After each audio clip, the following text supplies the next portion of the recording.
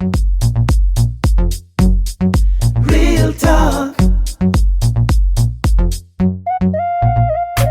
She's so cool and she rocks. Darling Piere, name is Darling Piere. Let's go. She's so cool and she rocks.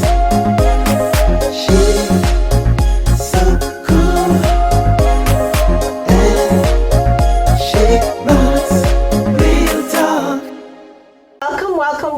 Welcome to Real Talk with DERLINE Pierre Louis. I am DERLINE Pierre Louis, and as always, without you, we wouldn't have a show. So I thank you so very much for tuning in and supporting us. We thank you for the suggestions of who you want to see as our guests on Real Talk. Remember to tell them, Real Talk is not mind your business. Real Talk, they have to talk about themselves. They have to talk about the traversities and what brought them to where they are today. So when you accomplish something, it wasn't smooth sailing. There were some rocks in the road, there were some bumps, there was some maybe stumping up the toes. So Real Talk is an opportunity for you to talk about what really took place to bring you from point A to point B. Again, you're watching Real Talk with DERLINE Pierre Louis. I'll be right back. Real talk. She's so cool and she rocks. Darling Piere, name is Darling Piere. Let's go. She's so cool and she rocks. She's so cool and she rocks. Real talk. Welcome back to Real Talk with DERLINE Pierre Louis. Have I got a treat for you? I know I say that every week, but it's because it is. You're going to see why. I have the honor and the privilege of sitting next to someone who has accomplished so much. And he is going to give you the opportunity to hear his story. And for you who is watching from another country, because I know we stream all over, and you would like an opportunity for you to practice or to see your dream come true in another country, we will give you the pitfalls, but we'll also give you the steps by steps that can help you accomplish that goal. Today, my guest is none other than Dr. Johnny Michel. Johnny, don't be shy. Do not be shy, Johnny. Do not be shy. Welcome to Real Talk. All right, thank you for inviting me to Real Talk, and it's a real pleasure for me to be here. And thank you to everybody for tuning in. And I'm here to give you some tips and pitfalls and how I did it and what I do to be here. Yes, right? some wins. Exactly. So we said doctor, but what type of doctor are you? Currently, I'm a primary care doctor. Okay. But is that also known like an internist? Yes, exactly. I'm going to be learning. You're going to be teaching me a lot of stuff. Exactly. Yes, it's exactly an internist. But when you're an internist, there is so many other things that you can do. But as a primary care doctor, you're restricted. No, I'm not restricted because the primary care doctor, it's the entry of the system. Okay. The primary care doctor, I don't know if you watch football, it's like the quarterback of the system. Oh, really? Oh, well, excuse yes. me, quarterback. All right, let's talk. You got my attention. Let's talk.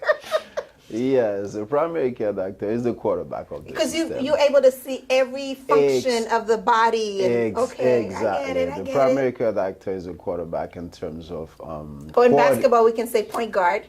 Yes. Okay. Yes. It's the coordinator. It's the distributor. You know. That's true, because yeah. sometimes if you want to go see a specialist, you have to go through your primary care Exactly. to especially with HMO, to refer you to a specialist. Exactly. Okay. Exactly. So it's the entry point. It's the quarterback. It's the coordinator. It's I can say it's a very important piece of the Of puzzle. course, I see that. I didn't really see. I told you I was going to be learning. Ladies and gentlemen, welcome to Real Talk. Okay, you're never too old to learn something new, and I love learning.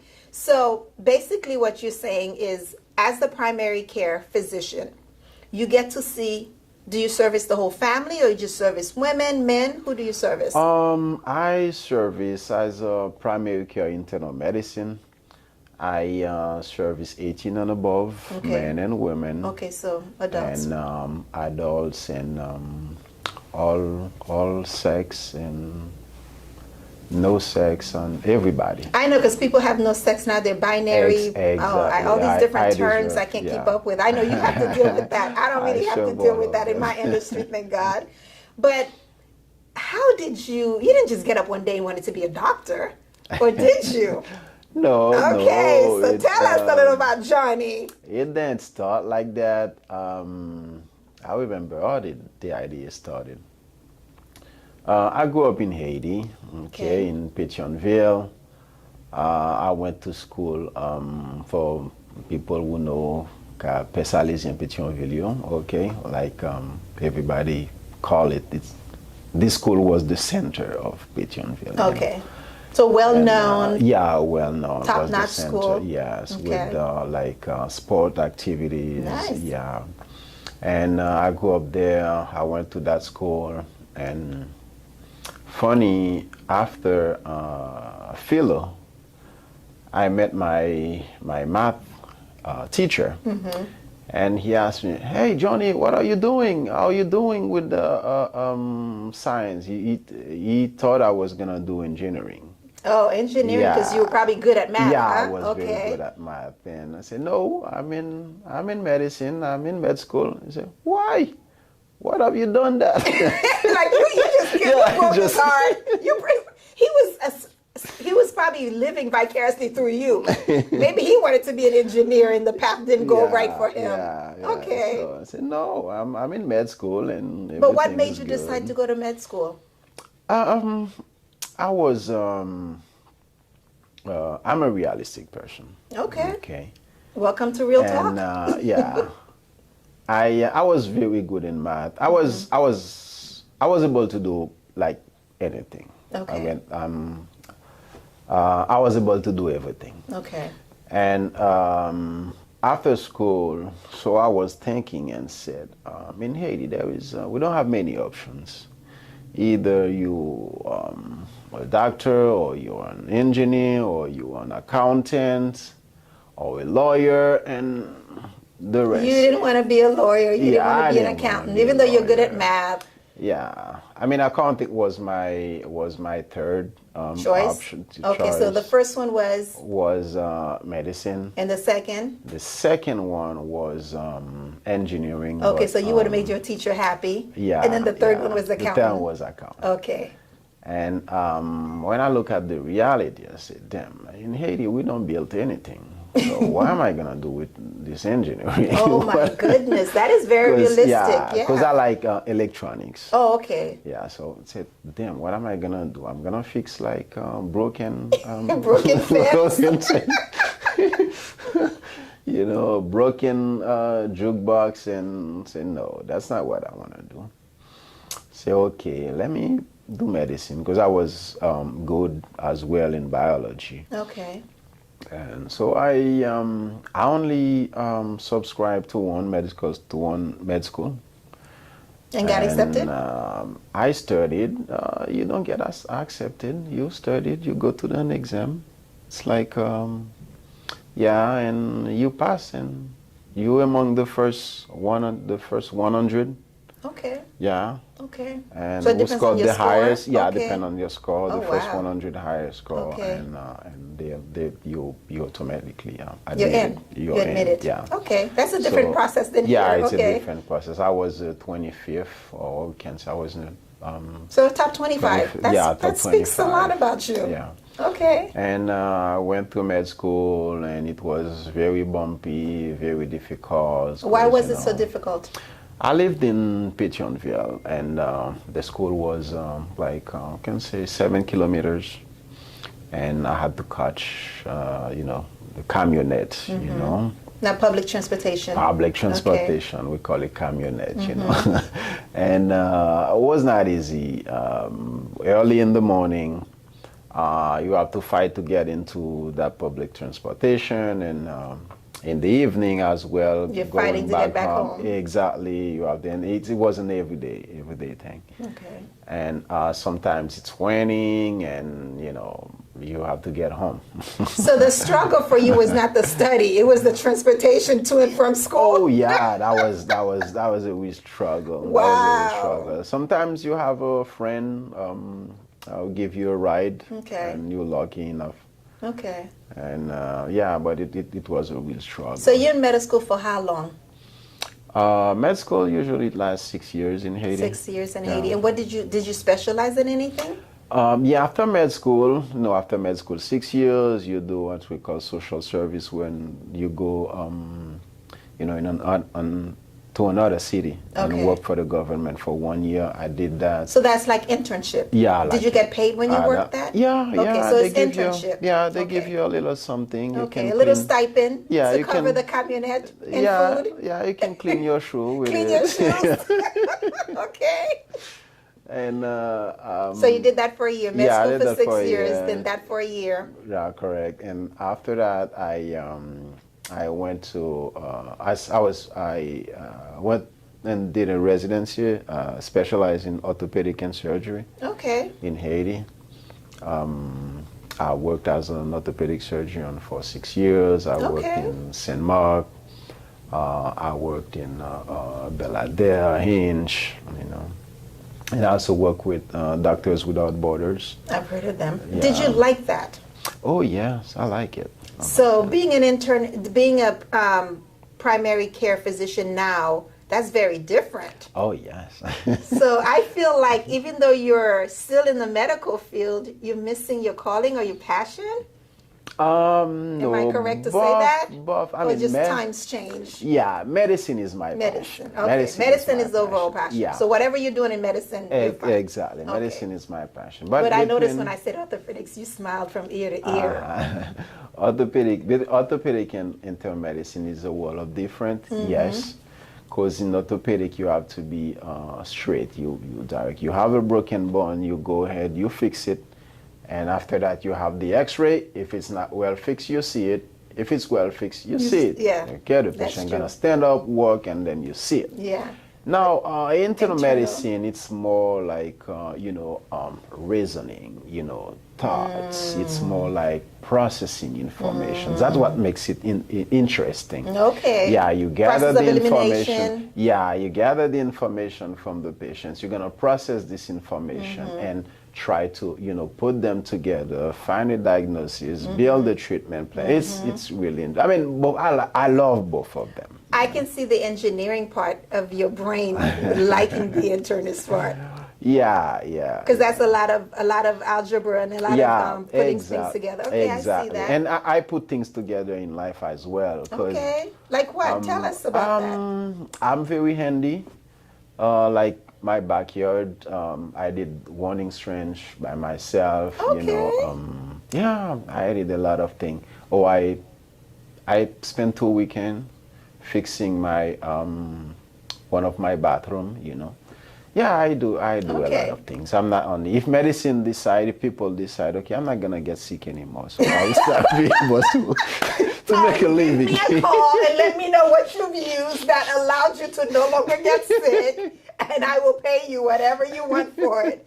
But I think medicine will always be around. Yeah, it will always be around. Feeding But, people, just in sheltering case, people, just in case yeah. you can survive. Yeah. You have other skills. Got you. Okay. So you spent 6 years in medical school, a year working for the government. They did give you a little stipend to clean your shoes. Correct. And then you specialized in orthopedic, Correct. and you worked 6 years in that capacity. Right. What brought you to the United States? Who brought me to the United States? Better question. Okay. Who brought you to the United States? My dear, wonderful, beautiful wife, and they want me to stay in Haiti even when I didn't want to come at first. And but finally, I listened to her and decided to come to Worcester to start a new career. Yeah. It was not easy. Decision was not easy. And getting there was not easy. And but I did it. So let's talk about the transition, because I know when you leave a country and you were a surgeon, or I have a young lady that I know, she was an eye doctor in Cuba, and when she came here, she needed to do, I think, 8 years. But I helped her find a school that was willing to do 4 years because of the credential. I guess we were talking about the accreditation, the school that she went to in Cuba, and their reputation, and plus she had already graduated and was already practicing. So they looked at all that, and they were able to cut it down from 8 years to 4 years. But she still didn't go through the process because she didn't have the support of her husband. But with you, your wife wanted you to come here. Oh, yeah. So you had the support. So did. explain that transition to us from Haiti to United States, and then you have to go to school to get all your credentials so that you can be a practicing doctor here. Yes, we're gonna talk about it. 2015, I decided to come here, but I started studying. First, to enter the system, the medical system, whether you studied in Europe, whether you studied in Africa, or you studied in Asia, there is only one door. You have to take 3 exams. They call them USMLE. The 3 steps. And that's what I did. I started studying for the step 1 while I was... Is that in English? Yes. Oh, cool. So that made the transition even smoother. Yeah. Okay. Yeah. So I always studied in English when I was in Haiti. So I always like English because, in Haiti, they teach English in Spanish. In Spanish in school. So I took advantage of it, and that helped me a lot. I studied for that exam 2015. I came here. I spent 1 year here studying only because my wife, thanks to my wife, she was really supportive. That's nice. Even when I wanted to go to work, but no, she knows how hard this is. You need to focus. She didn't want to. She didn't want to. I felt uncomfortable because I was a surgeon. You're the man. You used to make your own money. Yeah, I was a surgeon. I was my own boss. I was the boss, Yeah. And then the ego got stroked, huh? Yeah, but I knew I had a better goal than that.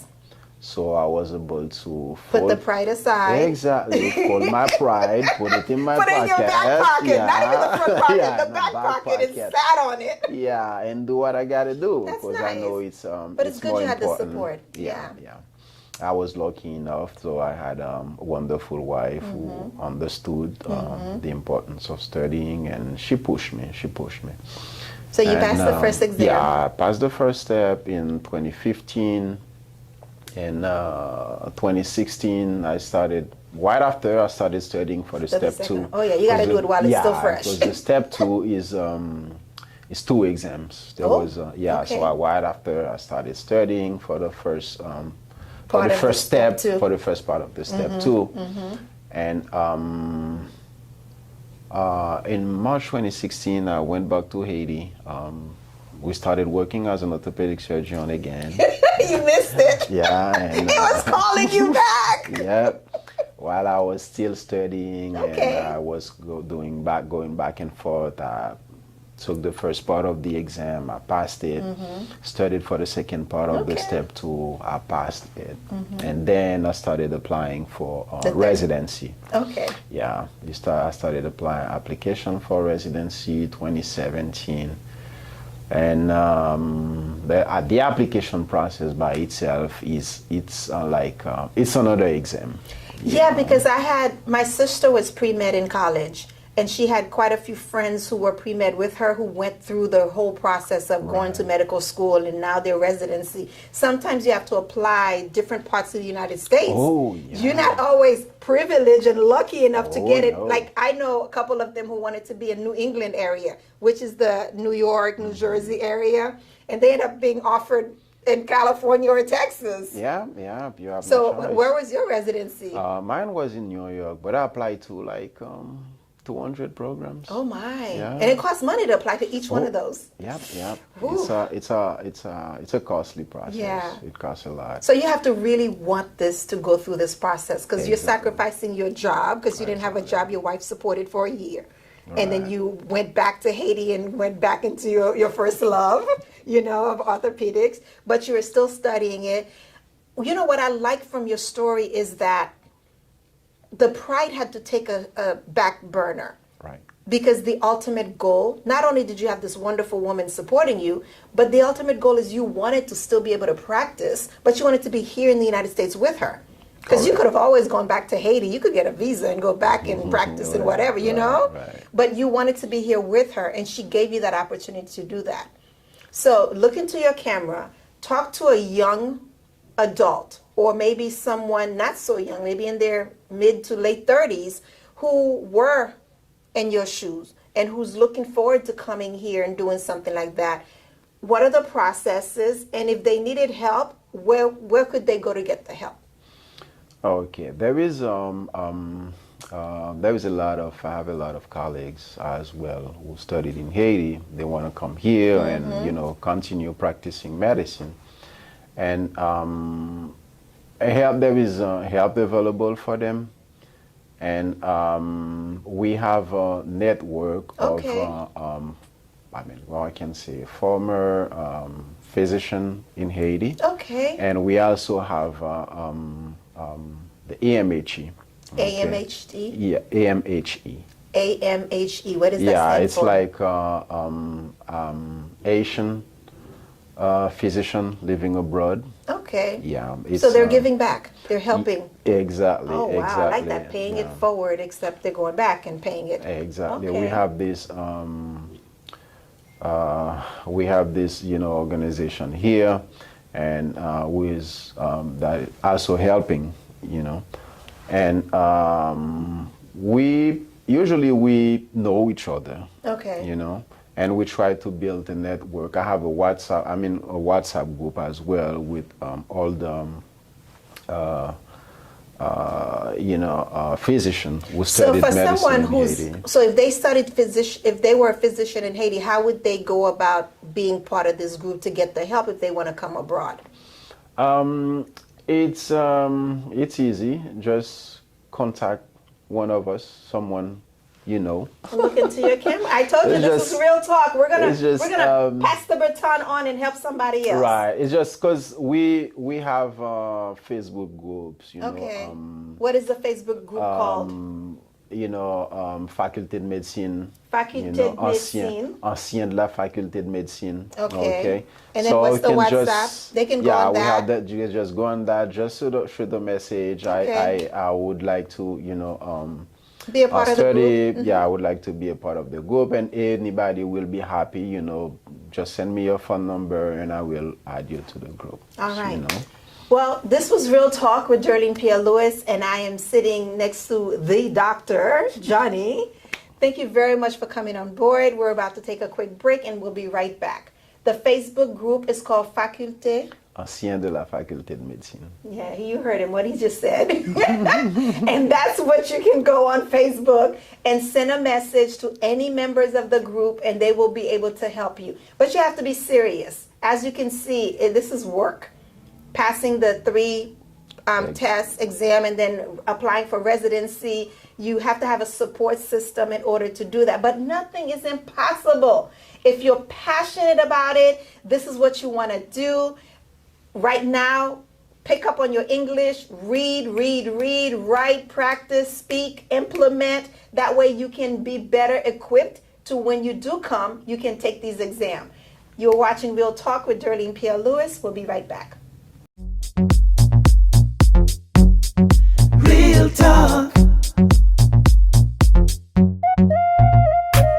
She's so cool, and she rocks. DERLINE Pierre, name is DERLINE Pierre.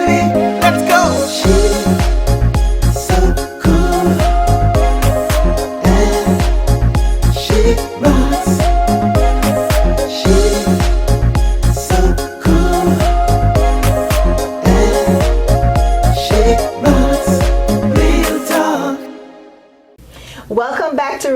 with Darlene Pierre Louis. I am Darlene Pierre Louis.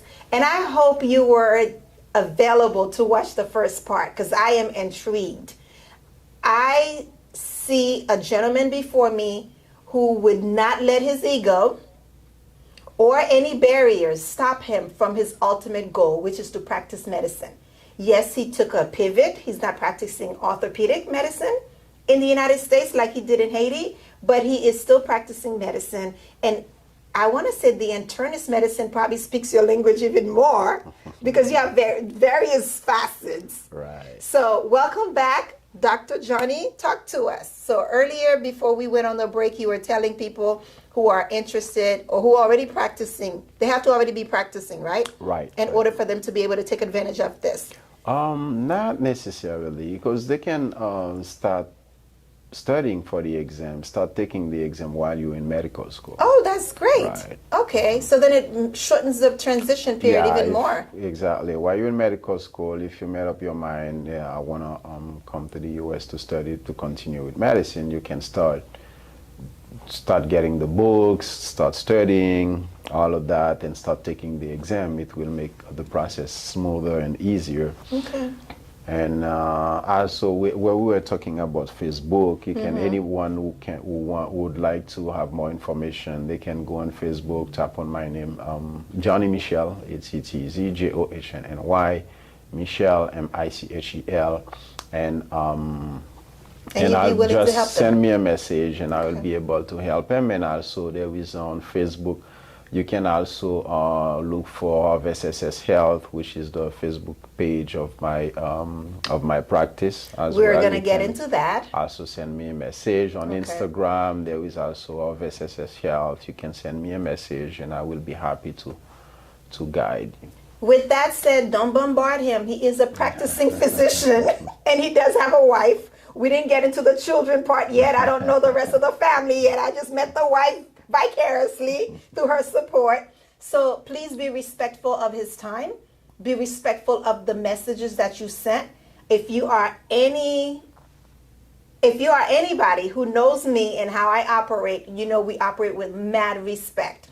We respect our professionals. We respect when they put their time out there in their platform. They make it available for you so you can get messages. Go on there, thank him for the information. Thank him for going through this process and now wanting to share it with you, and then ask what you need to ask. Be respectful of his time. Okay, with that said, let's talk about the family. So you have this fabulous, beautiful wife that supported you. What does she do? She is a pharmacist. Okay, so she's a pharmacist. Do you guys have children? Yes, I have two wonderful children. Okay. I have a boy, he's 5 years old. Okay. And I have a girl, she is 2 years old. And guess what? The girl, she was born the same day as me, so we share the same birthday. Yeah. That's cool. Oh my God, my son's daughter is the same birthday. Same exact birthday. It's so funny. And he had her the same age I was when I had him. It was so funny. So congratulations. Thank you. So juggling, I'm passionate about balancing work and life. That's why you heard me make that comment to people, respect your time, because as professionals, you have to have time that you go into the office and you practice. But I know you're always studying the latest, the upgraded, the newest, the this, the that. Exactly. There's challenge. So you have to have time for that. And then you have this beautiful wife who's a pharmacist, so I know she works different hours too. And then you have a 5-year-old son and a 2-year-old daughter. So you got your hands full. Yep. So I have to be a doctor, a husband, a father, a plumber, because I heard you fix toilets. Yeah, I'm a plumber. I do landscaping. Anything in the You're house. not a seamstress. I need some jackets altered. Yeah. But yeah, we wear many hats. And that's why I wanted to do this show, because a lot of time people see you and they see you in your profession, but they don't realize you are a human being. Right. I got to go home and cook. I clean my house. Now, when I get very prissy, I can bring somebody in to clean it for me. But my mother had her own cleaning business. And I don't think anybody can clean my house the way I clean my house. It's just that because I grew up with that. Right. You know, so I'm going to find something that they didn't do right. People forget that as doctors, as engineers, as accountants, as directors, whatever the hat is that you wear that pays the bills, Right. beyond and behind that is the man. Exactly. So now we're going to talk about the man. We talked about the doctor. Uh-huh. We talk about all the 6 years in med school and 1 year working for the government and making enough money to clean your shoes. And then the 6 years orthopedics, you know, we talk about all that. Then you studied, you went back to Haiti and practiced more orthopedic because you loved it, you missed it. But you still took your exam. You applied to 200 residency programs. All right. Thank God you got accepted on the East Coast. Right. And so you did that. But who did that? It's the man. So let's talk about the man. Yeah. So tell me a little something about you. When you're not studying and reading medical journals and all that stuff, what are you doing? What I do, I spend time with my family, time with my son, with my daughter, and I'm fixing stuff around the house. And I love sports. So there's a honey-do list? She makes a list for you? It's called a honey-do list. You like sports? What kind of sports? Yeah, I like sports. You mentioned earlier quarterback, so I guess you watch football? Yeah, I watch football. Coming from Haiti, I'm thinking you'd say soccer. You watch basketball too? Okay. Yeah, I used to play soccer. Okay. And I like martial arts. I'm a big fan of UFC and also practice. I like MMA. Me too. I do Brazilian Jiu-Jitsu. Oh, you do? Uh-huh. I do Tai Chi. Tai Chi is more peaceful. It's less strenuous for me because my work requires a lot of brain cells. So I need something to calm me down, woosah me down so I can sleep at night. Interesting. Okay. Interesting, yeah. So you're very athletic and you have 2 children. Do they play any sports or do any activities now? Yeah, my son is, he really likes sport. He did taekwondo, he does gymnastics, you know, and he started jiu-jitsu, but he decided he was not gonna continue with it. He has time. Yeah, and he played football. He's really good. So he played flag football? Yeah, flag football. Okay. He's really good. Because he's still young for regular football. Okay. Yeah, he's still good. He's very good in flag football. Okay. And yeah, what is he your plays 2-year-old soccer. doing? Oh, he played soccer too? Yeah, he plays soccer. So he's too. second after his dad. What's your 2-year-old doing? I mean, My she's 2 years still old. young. Oh, he also swim. He's very good at swimming. Okay, He's a look at this. fish. He's an He's a athlete. fish, yeah. Okay. And my daughter, for now, she is only swimming. Okay. Yeah. But that's good. Yeah, she is only swimming, but she wants to do everything. She's kicking the ball. She wants to do what her big brother's doing. She's going to be like a little tomboy. That's how I was. So I have an older brother, me, and then I have a younger brother. Oh. So I was sandwiched. So I wanted to do whatever they were doing, climbing trees, playing marbles, flying a kite. Yeah, she's trying to do everything that her brother is. And she's a daredevil. She's probably not scared to do anything. Nope. Wow. Wow. So when you're not fixing toilets and you're not going down your honey-do list, what do you do for you? For myself, I go to church. I pray. Spiritual life is very important for me. Okay. And for me, that's beside sports, lifting weight, jiu-jitsu, watching movie. Okay. I'm a big fan of science fiction movie. A big fan of Marvel. Oh, okay. Yeah, those are you probably grew up on those magazines and stuff. Oh yeah, Strange Were you a magazine. collector? Yeah, I was. Oh my goodness, that's interesting. I was. I want to say, I don't think my brother was, but I think one of his friends collected all those magazines. And I mean, they were precious, you know? Yeah. Don't touch them, don't go near them. You probably need white gloves to touch the magazines. Yeah. So how do you balance work and life? You have your own practice, right? Right. Okay, right. so what are your hours for your practice? Where's your practice located? Okay. Are you available after hours? Yeah, my practice is located on, it's in Boynton Beach. Okay. 2623 South Seacrest Boulevard, Suite 104, Boynton Beach, Florida. The zip code is 33435. The practice is on the campus of the East Bethesda Hospital. Oh, okay. Yeah.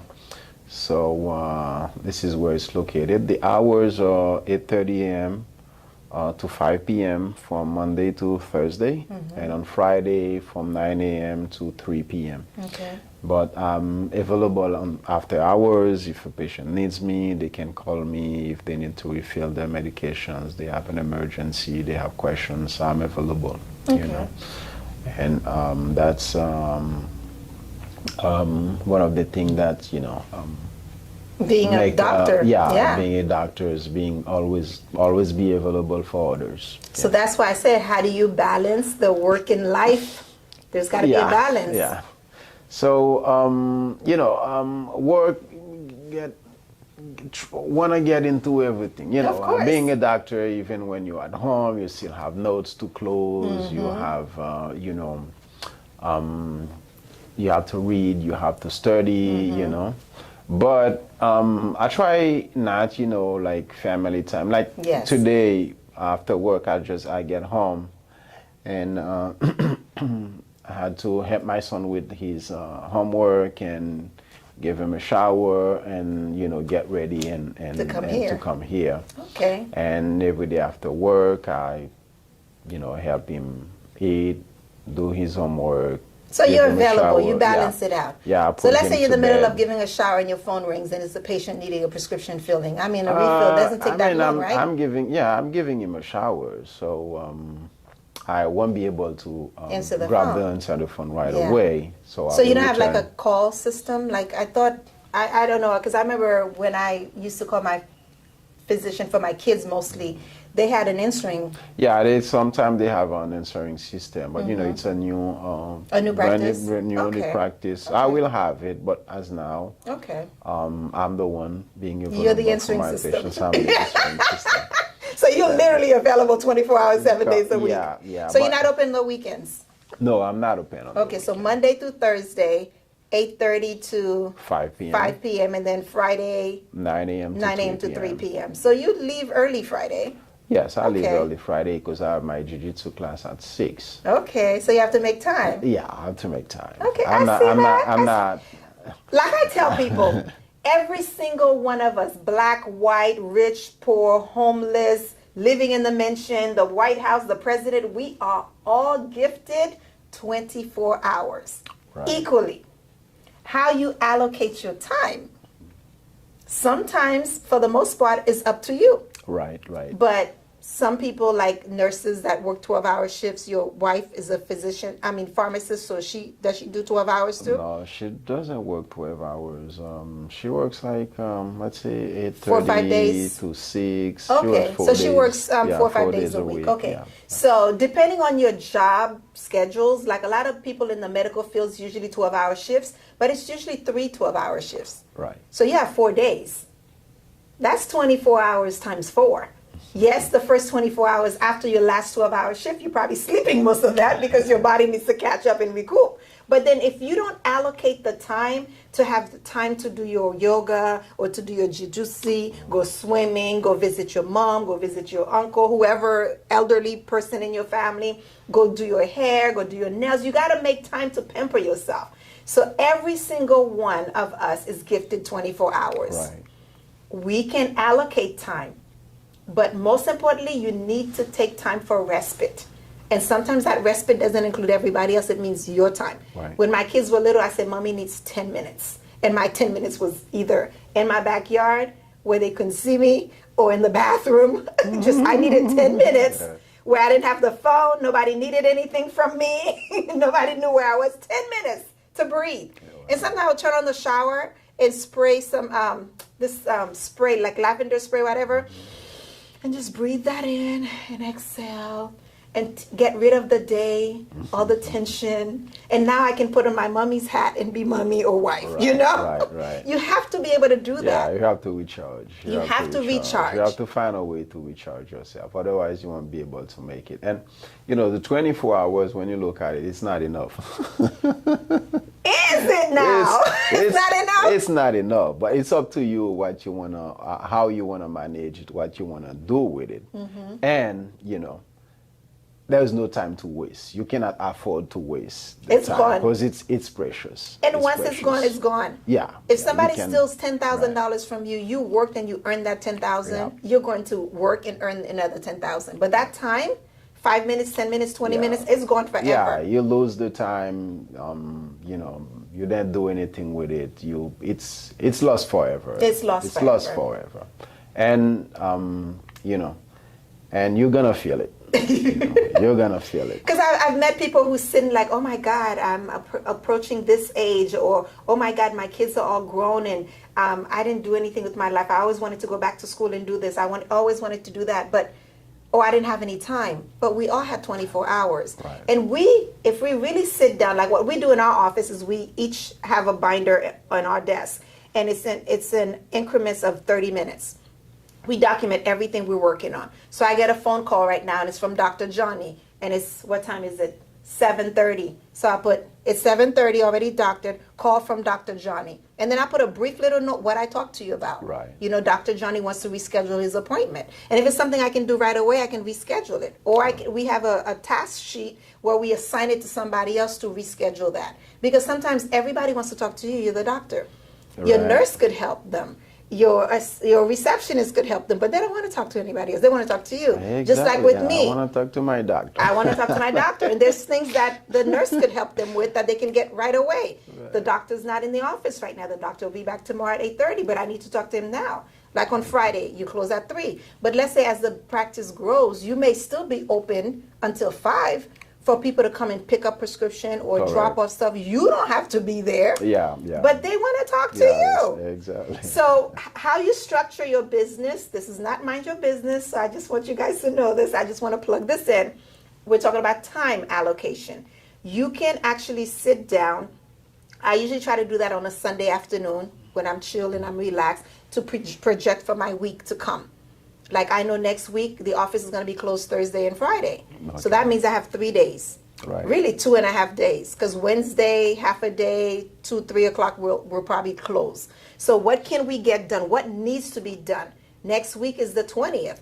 Today is the 16th, 17th. We have a lot of deadlines around the 15th of each month. Right. So if we didn't finish that, we still have a grace period of like 3 or 4 days. So we have to make sure next week before we leave that office that everything is done before we leave. Exactly. Because then when I go home on Thursday and I'm home on Friday, I don't want to be thinking about the office.